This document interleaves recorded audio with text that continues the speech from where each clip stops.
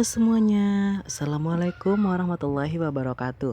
Jadi di sini aku akan mempresentasikan hasil dari kelompok 7 yang mana pada mata kuliah pengantar manajemen dong pastinya. Dan di sini ada pun pembahasan yang akan kami bahas yaitu ada pengawasan dan pengendalian. Jadi, hayo siapa tahu nih. Jadi yang pertama itu membahas tentang pengertian pengawasan. Iya, jadi pengawasan itu merupakan suatu usaha sistematik untuk menetapkan standar pelaksanaan tujuan dengan tujuan-tujuan perencanaan, merancang sistem informasi umpan balik, membandingkan kegiatan nyata dengan standar yang telah ditetapkan sebelumnya. Jadi, ini untuk menentukan dan mengukur penyimpangan-penyimpangan serta mengambil tindakan koreksi yang diperlukan dong pastinya, oke? Nah, setelah kita mengetahui apa itu pengertian pengawasan, sekarang kita beralih dulu ya. Kita ke pengertian pengendalian terlebih dahulu. Jadi, pengendalian ataupun dalam bahasa asingnya controlling, yang mana suatu faktor penunjang penting terhadap efisiensi organisasi. Demikian juga pada perencanaan pengorganisasian dan pengarahan. Jadi, pengendalian ini adalah suatu fungsi yang mana yang sifatnya positif dalam menghindarkan dan memperkecil penyimpangan-penyimpangan dari sasaran-sasaran atau target yang direncanakan. Setiap pengorganisasian oleh karena itu harus memiliki sistem pengawasan ataupun pengendalian dong.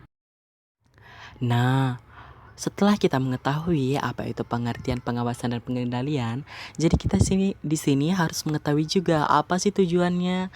Jadi tujuannya itu yang pertama, mengusahakan agar apa yang direncanakan menjadi kenyataan. Yang kedua, supaya proses pelaksanaan dilakukan sesuai dengan ketentuan-ketentuan rencana.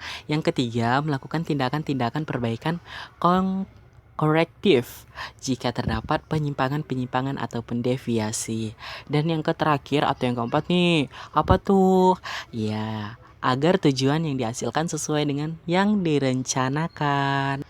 Nah, di sini ada pun fungsi pengawasan yang mana yang pertama tuh perencanaan rutin atau routine planning.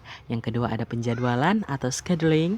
Yang ketiga ada persiapan atau preparation. Dan yang keempat ada penggambaran atau dispatching. Yang kelima ada pengarahan atau direction. Yang keenam ada pemeriksaan atau supervision. Yang ketujuh ada pembandingan atau comparison. Yang terakhir yaitu yang kedelapan ada pembetulan atau corrective action. Ada pun prinsip-prinsip pengawasan. Yang pertama itu dapat mereflektir sifat-sifat dan kebutuhan dari kegiatan-kegiatan yang harus diawasi. Yang kedua, dapat dengan segera melaporkan penyimpangan-penyimpangan. Yang ketiga itu fleksibel. Yang keempat, dapat mereflektir pola organisasi. Yang kelima, ekonomis dong. Yang keenam, dapat dimengerti. Dan yang terakhir atau yang ketujuh yaitu dapat menjamin diadakannya tindakan korektif. Jadi adapun asas-asas pengawasan dan pengendalian. Yang pertama, asas tercapainya tujuan atau principle of assurance of objective. Yang kedua, ada asas efisiensi pengendalian atau principle of efficiency of control. Yang ketiga, ada asas tanggung jawab pengendalian atau bahasa asingnya itu principle of control responsibility. Yang keempat, ada asas pengendalian terhadap masa depan atau principle of future control. Yang kelima, itu ada asas pengendalian langsung, yang mana principle of direct control. Yang keenam, ada asas refleksi perencanaan atau principle of reflection of plan. Yang ketujuh, ada asas penyesuaian dengan organisasi, principle of organizational suitability. Yang kedelapan, ada asas pengendalian individual, yang mana bahasa asingnya itu principle of individuality of control. Yang kesembilan ada asas standar, yang mana principle of standard. Yang kesepuluh ada asas pengawasan terhadap strategis atau principle of strategic point control. Yang ke-10 ada asas kekecualian atau the exception principle. Yang ke-11 ada asas pengendalian fleksibel, principle of flexibility of control. Yang ke-12 ada asas peninjauan kembali atau principle of review. Dan yang terakhir yaitu asas tindakan atau principle of action dong. Nah, jadi di sini ada pun jenis-jenis pengendalian dan pengawasan. Yang pertama itu berdasarkan sifat dan waktu pengawasan, berdasarkan objek pengawasan, berdasarkan subjek pengawasan, serta berdasarkan proses dan cara-cara pengendaliannya. Adapun tujuan pengendalian dan pengawasan, yang mana yang pertama menghentikan atau meniadakan kesalahan, penyimpangan, penyelewengan, pemborosan, hambatan, dan ketidakadilan. Yang kedua, mencegah terulangnya kembali kesalahan, penyimpangan, penyelewengan, pemborosan, hambatan, dan ketidakadilan. Yang ketiga, mendapatkan cara-cara yang lebih baik atau membina yang telah baik. Yang keempat, menciptakan suasana keterbukaan, kejujuran, partisipasi, dan akuntabilitas organisasi. Yang kelima, yaitu meningkatkan kelancaran operasi organisasi. Yang keenam, ada meningkatkan kinerja organisasi. Yang ketujuh, memberikan opini atas kinerja organisasi.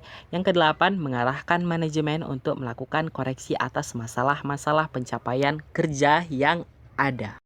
Jadi selain tujuannya itu, otomatis pengendalian pengawasan ini memiliki manfaat.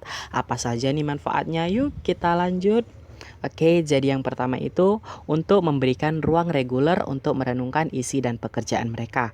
Yang kedua, untuk mengembangkan pemahaman dan keterampilan dalam bekerja. Yang ketiga, untuk menerima informasi dan perspektif lain mengenai pekerjaan seseorang. Yang keempat, untuk menjadi dukungan baik segi pribadi ataupun pekerjaan. Yang kelima, untuk memastikan bahwa sebagai pribadi dan sebagai orang pekerja tidak ditinggalkan, tidak perlu membawa kesulitan, masalah, dan proyeksi saja. Dan yang terakhir atau yang keenam yaitu untuk memiliki ruang untuk mengeksplorasi dan mengekspresikan di stress, stimulation pribadi, strengths, referensi, and control. Jadi nih ada pun proses-proses pengendalian yang mana yang pertama, tahap pertama dalam pengendalian adalah penetapan standar pelaksanaan. Yang kedua, penentuan pengukuran pelaksanaan kegiatan. Yang ketiga, pengukuran pelaksanaan kegiatan. Yang keempat, pembandingan pelaksanaan dengan standar dan analisa penyimpangan. Dan yang terakhir atau yang kelima tuh ada pengambilan tindakan koreksi bila diperlukan. Adapun fungsi dari pengawasan yang pertama akurat, tepat waktu, objektif, terpusat pada titik-titik pengawasan strategi, realistik secara ekonomis, realistik secara organisasional, terkoordinasi dengan aliran kerja organisasi, fleksibel, bersifat sebagai petunjuk dan operasi, dan yang terakhir itu ada diterima para anggota organisasi. Nah, jadi di sini contoh kasus pengendalian dan pengawasan yang mana PT Sentral Pertiwi Bahari adalah anak perusahaan PT Sentral Proteina Prima atau TBK CPP.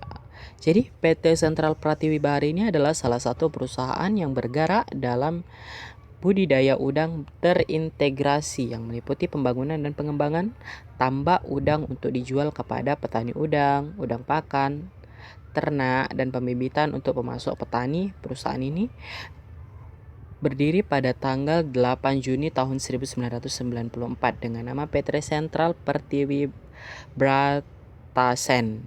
Namun pada akhirnya berganti menjadi PT Sentral Pertiwi Bahari, perusahaan yang memiliki sekitar 4.000 karyawan ini yang mana letaknya berada di Tulang Bawang ataupun ke Provinsi Lampung.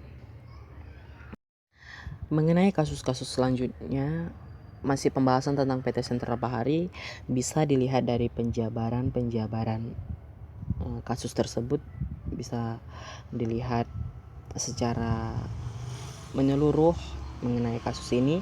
Dan setelah masalah pro kontra para pertambak yang mengakibatkan menurunnya produksi ini merdeka, perusahaan mengadakan represif kontrol agar masalah yang sama tidak terjadi lagi di masa yang akan datang.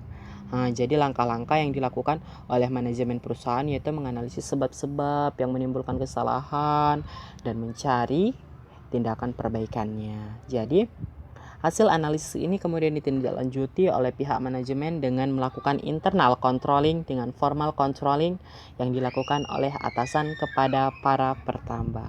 Terima kasih.